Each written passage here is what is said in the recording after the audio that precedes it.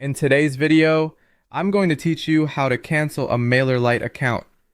To get started, sign into your Mailerlite account and make sure you're on the main dashboard. This is the control center where you can access your account details, subscription information, and billing options.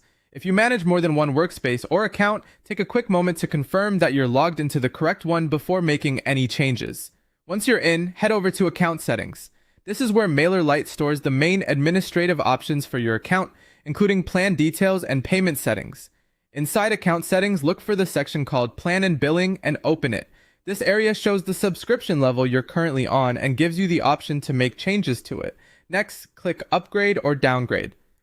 Even though the wording may sound like it's only for changing to another paid plan, this is also the place where you can move away from your current subscription. On the next screen, choose the free plan or select the option labeled Cancel Subscription, depending on what appears in your account. After that, simply follow the prompts on screen to confirm the cancellation. Mailerlite may ask you to review your decision or confirm that you want to stop renewing your paid plan. Read each screen carefully so you understand what will happen after the cancellation is processed. It's important to know that canceling your subscription does not usually remove access immediately.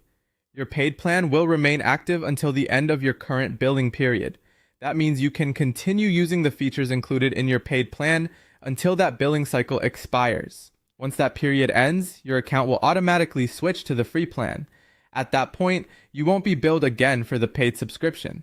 This is helpful if you want to stop future charges while still keeping the account available for basic use. As a quick tip, before you finish, it can be a good idea to review any features you currently rely on, since some tools or limits may change once your account moves to the free plan.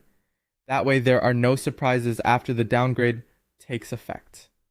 And that's all it takes to cancel your Mailerlite subscription and let your account transition back to the free plan.